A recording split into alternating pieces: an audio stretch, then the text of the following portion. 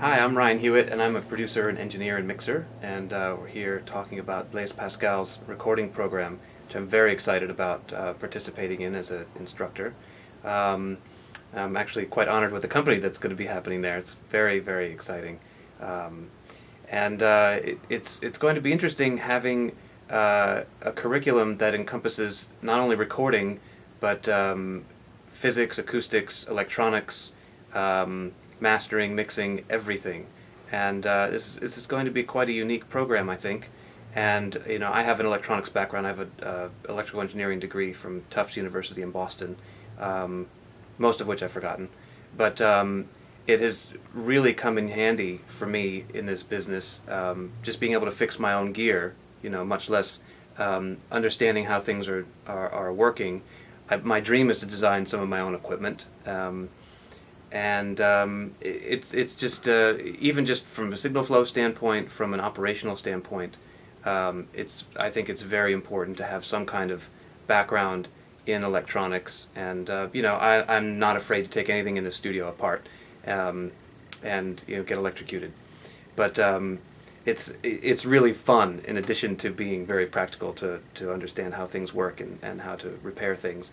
The acoustics part is phenomenal as well. I was just talking with Terry about trying to solve an issue in my studio. I don't have any formal training in it, but from experience I've learned quite a few things. But having a formal education in that, I think, for me, would have been a benefit. I'd love to have had that kind of training, and hopefully when I'm at the school I can get some for myself and learn quite a bit while I'm there. The other thing I'm very excited about with the program at Blaise Pascal is the opportunity to learn in a real studio. I came up in the business. My father's a recording engineer as well, and I've been working in studios since I was 12, 13 years old. And I think that the only way to really learn about recording and this business in as a whole, the psychology of things, the behavior of artists and engineers and producers, the tough hours that we have to work, is to be immersed in it, all the time, and having an opportunity in the studio to assist and to work with professionals is the best way to do that.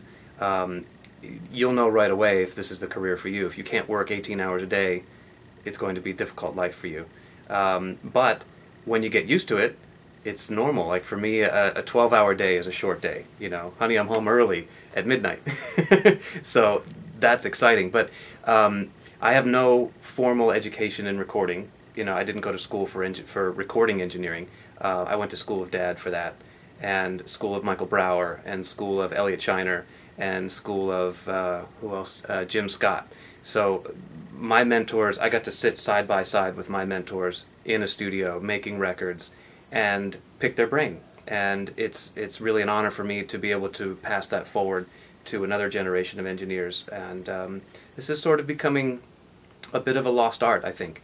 The sort of fast food recording school engineering or recording school education is kind of dumbing things down to a system in many cases.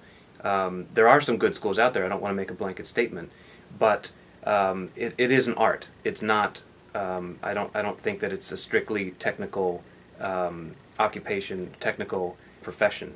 There's an artistry. There's having an opinion. There's experience. There's excitement that happens in the studio, and that all contributes to how we put our hands and our ears on all these buttons and knobs and switches and plugins and microphones, and all of that takes experience to learn.